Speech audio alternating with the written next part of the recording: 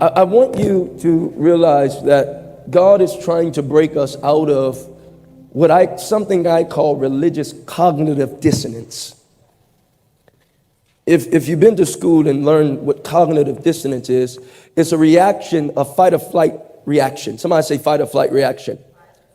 When you're dealing with cognitive dissonance, when somebody engages an issue, a problem, or a situation, what usually you have is a fight or flight reaction. A fight, you're either gonna fight, you're gonna stay in the game, or you're gonna fly away.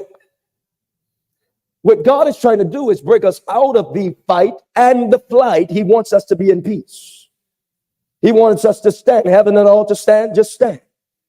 So he's teaching us a way out. He's given us a way out. And we have to understand that there is something about the way that we do things that we have to start making sure that we understand that it matters what we do. It matters how we think. It matters what we believe. Can you say amen? Somebody say it matters. It very much matters. One of the greater deficits in society today is when you get saved. And I'm going to start here real quick, because when you got saved or when you get saved, one of the greatest deficits is we don't know if you're in a mature house to help you understand the processes and the patterns to stay mature.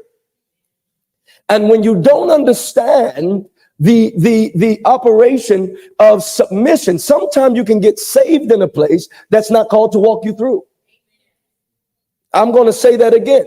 You can be birthed by people who didn't understand how to birth you, how to build you up, how to develop you. That's okay. But we have to understand that God has given us responsibility to understand the rights and rules and the regulations that govern our heart and our mind. Can you say amen? So what you have to realize is a lot of what we call Christianity today, we haven't really dismantled a lot of things that we think. And the reason why you need to dismantle the way you think about Christianity and about what you do and about what you see is because a lot of things that we're experiencing is not the goal that God said.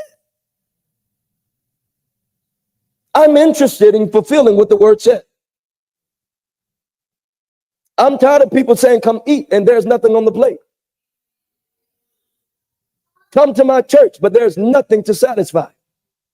So you have to understand that there is something that has happened in what we call the church that's supposed to be the ecclesia, the called out ones. What we got today is not the called out. We're still called in.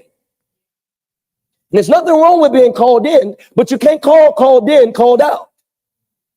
Because you have to call them in to get them to the revelation of what being out is. Stay with me. We're called in to be called out. The ecclesia is the called out one.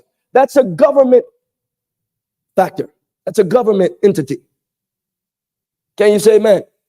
So what I want you to understand is there's a lot of practices, there's a lot of protocols, there's a lot of mindsets that God is after so that we can have the liberty and the freedom that he promised us. Somebody say he promised me something.